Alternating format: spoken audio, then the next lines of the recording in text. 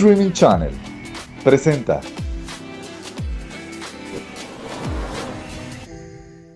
Los grupos delictivos más peligrosos de Latinoamérica, edición Colombia. Con el auge de las guerrillas fronterizas, ahora hay más grupos armados y peligrosos que antes. Sus luchas de territorio y poder han generado la militarización forzada de menores, además de un aumento en las cifras de secuestro y extorsión. Estas situaciones, ya habituales, son las que atemorizan a los campesinos de las zonas, provocando el desplazamiento de miles de civiles entre las fronteras de Venezuela y Colombia hacia ciudades del interior de Colombia, Ecuador y Perú. A continuación, les mostraremos algunos causantes de toda esta situación. Número 7. Las FARC. Este grupo ha sido uno de los más mediáticos de todos. Las Fuerzas Armadas Revolucionarias de Colombia han financiado su lucha política y militar a través del secuestro, la extorsión y su participación en el comercio de drogas. Su origen se remonta a 1966, cuando este grupo guerrillero forma su nombre. En este momento, el crecimiento del comercio ilegal de drogas estaba en auge. A mediados de los años 70, la guerrilla cambió sus reglamentos internos y comenzó a cobrar impuestos a los numerosos cultivadores de marihuana del sur del país, sembrando terror en la población. Este grupo no teme a las represalias, pues ha mantenido en cautiverio a diferentes personalidades políticas, como a la ex candidata presidencial Ingrid Betancourt y el exministro Fernando Araujo. Que hicieron que estuviéramos vivos, que de alguna manera el mundo se enterara de lo que nos estaba sucediendo. Además de esto, se han atribuido varios asesinatos, como el del ex senador Jaime Lozada, así como también atentados como el de la Escuela Militar de Guerra, en 2006, al norte de Bogotá, donde resultaron heridos 14 militares y causaron destrozos multimillonarios en las instalaciones académicas, donde estudian soldados y civiles. Entre sus principales líderes destacan Manuel Marulanda Vélez, como el líder y fundador, Luis Alberto Morantes, alias Jacobo Arenas, y Rodrigo Londoño Echeverri, alias Timochenko. En el año 2012, el grupo comenzó negociaciones de paz con el gobierno de Juan Manuel Santos y los negociadores anunciaron el cese al fuego en junio de 2016. Por consiguiente, se llegó a un acuerdo final entre ambas partes en agosto de 2016. Actualmente las FARC se están desmovilizando a lo largo de Colombia. Sin embargo, aunque las FARC anunciaran su retiro de la actividad delictiva, no todos los miembros cumplen con el acuerdo y continúan con actividades criminales, actualmente llegando a operar junto a otros grupos. Número 6. Los Rastrojos. Este grupo surgió de la organización del narcotráfico del Cartel del Norte del Valle y se convirtió en una asociación criminal internacional sumamente poderosa en Colombia. Ellos aparecieron por primera vez en el año 2002 como el brazo armado de Wilber Varela, conocido como Jabón. Para este momento, Varela estaba peleando contra su rival del Cartel del Norte del Valle, Diego Montoya, alias Don Diego, y el ejército privado de Montoya, los Machos. De esta manera, el lugarteniente de Varela, Diego Rastrojo, reclutó a los primeros miembros y el grupo adoptó su nombre. Este grupo se diferencia de otras bandas criminales colombianas por no tratar de controlar cada parte de la cadena de distribución de droga. Ellos, en cambio, trabajan con alianzas estratégicas. Dichas alianzas los ayudan a tener mejor control y facilidades de logística. La organización se concentra mayormente en los departamentos del Valle del Cauca, así como también Antioquia, Bolívar, César, Chocó, Córdoba, Nariño, norte de Santander, Putumayo, Santander y Valle del Cauca. Adicionalmente, también han establecido presencia de narcotráfico en Venezuela y Ecuador. Aunque debemos decir que el grupo tuvo un declive en el 2012 con la caída de sus principales líderes. Javier Calle Serna, alias Comba, se entregó a Estados Unidos en mayo de 2012 y Diego Pérez Henao, alias Diego Rastrojo, quien fue capturado el mes siguiente y extraditado a Estados Unidos en agosto de 2013 por cargos de tráfico de drogas. La pérdida de estos jefes dejó al grupo sin un líder claro, lo que causó la pérdida de algunos miembros. Sin embargo, a pesar de su declive, el grupo ha seguido operando con núcleos más pequeños y localizados. En este sentido, los investigadores han descubierto pistas que evidencian que los rastrojos han experimentado un resurgimiento por el refuerzo de sus vínculos con Venezuela.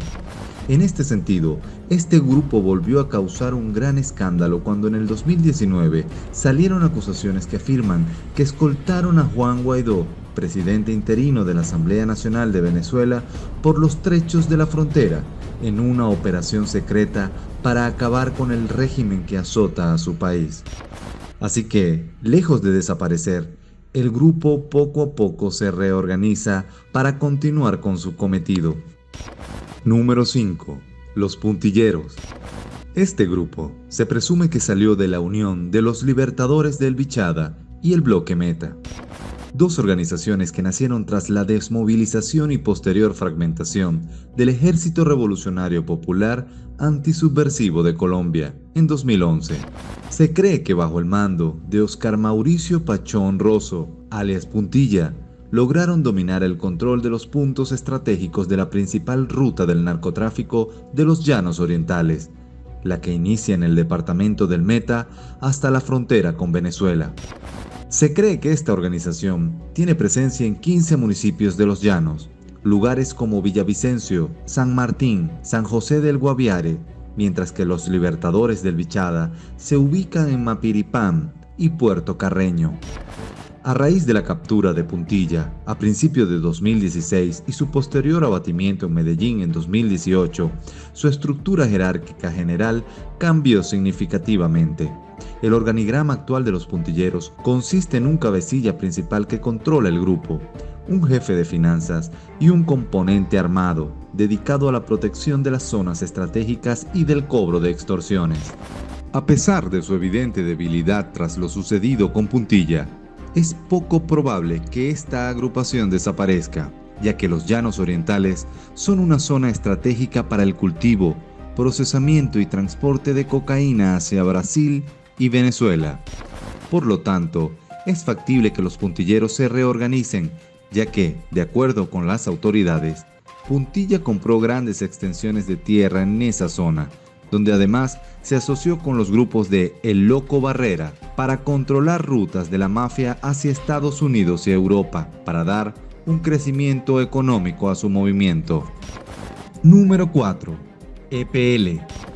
El Ejército Popular de Liberación, llamados los Pelusos por la Fuerza Pública, es un grupo que tiene como principal centro de operaciones la región fronteriza del Catatumbo, donde ha estado involucrado en actividades criminales transfronterizas como el tráfico de drogas, armas y contrabando de bienes. Este grupo nace en 1967 como expresión armada del Partido Comunista Colombiano Marxista-Leninista. Uno de los máximos líderes de la disidencia del EPL fue Víctor Ramón Navarro, alias Megateo, quien, como señala el Inside Crime, fue su líder desde el 2005 y hasta octubre de 2015, cuando murió en una operación de las fuerzas públicas. Su sucesor fue Guillermo León Aguirre, alias David León, capturado el 15 de diciembre de 2016 en Medellín. El pasado 26 de septiembre, el ejército y la policía informaron sobre la muerte de alias Pácora, quien se desempeñaba como jefe de los Pelusos. En este sentido, la organización pasa por un momento incierto y por ello ha buscado alianzas con el ELN para mantenerse a flote. Este grupo ha sido responsable del desplazamiento de miles de civiles en la frontera colombo-venezolana gracias a sus enfrentamientos armados con otros grupos delictivos de la región. Actualmente se desconoce quién puede estar a cargo del EPL, aunque pudiera preverse una descomposición interna. Este tiene una tendencia a mantenerse en su fortín, donde llevan más de 20 años con el propósito de continuar con el narcotráfico. En este sentido, este grupo ejerce un control poblacional que se refuerza con la comunidad, lo que dificulta los operativos de la fuerza pública para atraparlos. Aunque persiste la incertidumbre respecto a su liderazgo, la desmovilización de las FARC representa una oportunidad para fortalecerse. El EPL ha buscado reclutar guerrilleros que no quieren participar en el proceso de paz, con el fin de tomar pleno control criminal en los lugares que anteriormente las FARC controlaban, dándole un alivio al grupo para retomar la fuerza que en algún momento tuvieron. Número 3. Los Caparrapos. Conocidos también como el Frente Virgilio Peralta Arenas, es un grupo criminal vinculado al narcotráfico con presencia en los departamentos de Antioquia y Córdoba. Este grupo criminal inicia una disputa contra sus antiguos socios por el control de las rentas criminales provenientes del narcotráfico y la minería de oro que se producen en estos territorios. Los Caparrapos están involucrados en todas las etapas del narcotráfico de los departamentos de Córdoba y Antioquia, en la subregión del Urabá. Controlan la siembra de hoja de coca, su transformación en cocaína y el posterior envío de la droga a mercados internacionales. El grupo también estaría involucrado en la minería ilegal, una de las razones por las que se disputan municipios como Caucasia y el Bagre, con una larga tradición minera. El máximo responsable de los Caparrapos, hasta su captura en marzo de 2017, fue José Horacio Abello, alias 67. Por este motivo, fue sustituido por Emiliano Alcides Osorio Maceas, alias Pilatos o Caín. En la línea de mando también se encuentra Nicolás Gabriel Pantoja López, alias Caremalo, quien ascendió luego de la captura en Tarazá del segundo al mando, Jairo Olivares González, alias Ratón. En este sentido, las autoridades de Antioquia ahora se enfocan también en los Caparrapos, pues se les considera los más violentos del país. Muestra de eso, por ejemplo, fue lo que hicieron a finales del año pasado en Caucasia. En plena fiesta decembrina, a 2 días del Año Nuevo, lanzaron una granada contra una discoteca repleta y causaron heridas a 31 personas. Los Caparrapos han demostrado ser una banda que se adapta con facilidad, dispuesta a aliarse con nuevos grupos y mimetizarse dentro de estructuras más grandes. Prácticamente se dice que pueden ser el aliado de hoy, pero enemigos del mañana. Número 2. Disidencia del Frente Primero. Este es el grupo criminal más importante y poderoso del momento. Está conformado por exmiembros de la desmovilizada FARC y ya ha logrado generar alianzas con otros grupos criminales, además de tener presencia en varios estados al suroriente de Colombia y en las fronteras con Venezuela, Brasil y Ecuador.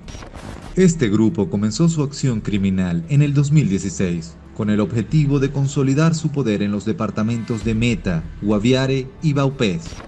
Esto ha incluido ataques con explosivos y hostigamientos contra la fuerza pública, reclutamiento forzado, extorsiones y amenazas contra la población civil. En abril de 2017 se formalizó su accionar criminal mediante una carta pública en la que expresó su descontento y rechazo por la traición del secretario de las FARC-EP e invitó a todo combatiente que se niegue a la paz a que se unieran a ellos. En este sentido, el grupo se ha enfocado en el control del narcotráfico, de la producción, movimiento y venta de drogas, lo cual les ha servido para aumentar sus ganancias vertiginosamente y para posicionarse rápidamente dentro del país como el grupo violento más poderoso.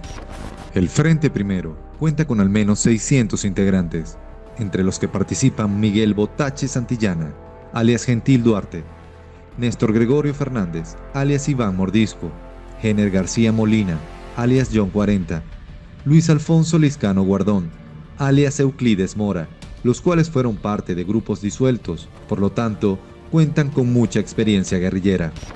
La disidencia tiene como una de sus principales bases de operaciones la vereda de Barranquillita, en Miraflores, la cual está fuertemente armada y patrullada por su ejército, convirtiendo esa vecindad en zona roja para sus habitantes.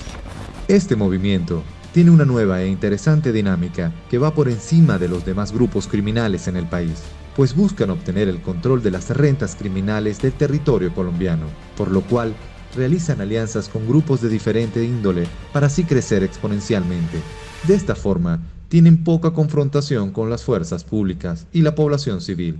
Además, cabe destacar que utilizan la debilidad estatal y la corrupción para ocultar su mecanismo.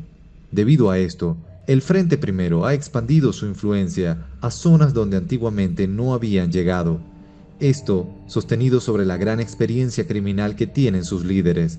Sin duda, Este grupo está en camino a convertirse en el más fuerte de Colombia. Número 1. ELN. Llamado por sus siglas ELN, el Ejército de Liberación Nacional, es actualmente la principal organización guerrillera de Colombia. Opera en territorio colombiano y venezolano. Sus bases ideológicas se basaron en el nacionalismo marxista-leninista, pero ahora parece estar más involucrada en negocios como el narcotráfico, minería ilegal y contrabando, que en la lucha abierta contra el Estado colombiano. Su origen se remonta en los años 60, cuando Colombia estaba saliendo de un sangriento conflicto conocido como la violencia. Numerosos movimientos religiosos o estudiantiles estaban ganando fuerza en el país. Dichos movimientos constituirían el corazón del grupo guerrillero desde sus inicios. Una vez se organizaron, movilizaron la tropa a Simacota, un pequeño municipio en Santander, anunciando oficialmente su nacimiento en 1964. Al principio, el ELN fue una organización muy ideológica, que combinaba su perspectiva marxista-leninista con la teología de la liberación. Debido a esto, algunos de los más importantes miembros provenían de la iglesia, entre ellos Camilo Torres, un sacerdote que murió en su primer combate en 1966. Actualmente, el poderío del movimiento es muy grande, ya que abarca más de 16 de los 32 departamentos de las ciudades capitales de Colombia, incluyendo Bogotá. También han ganado un amplio territorio en la frontera con Venezuela debido a sus negociaciones con el régimen madurista.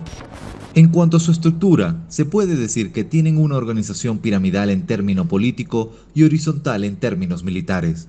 Sin embargo, la centralidad existe solo para decisiones de alta envergadura, como por ejemplo las negociaciones con el gobierno, que son ejercidas por el Comando Central, integrado por las 7 figuras principales del movimiento.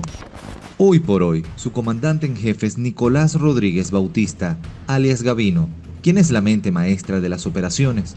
Lo demuestran sus atentados que han tenido gran impacto internacional, tal como los ataques a oleoductos en Cubará, Boyacá, el desplazamiento masivo en el Chocó, donde 1.142 personas tuvieron que irse de la zona ante el temor generalizado y las amenazas recibidas por parte del ELN. A esto le agregamos los hechos del asesinato de Aulio Izarama Forastero y la masacre de Maguipayán, donde los hombres del ELN dispararon indiscriminadamente en un lugar en el que habían civiles, entre ellos ancianos y niños.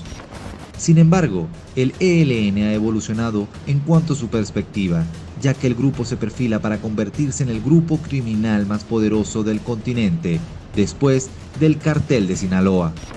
Este video fue presentado por Streaming Channel. Transmitimos emociones.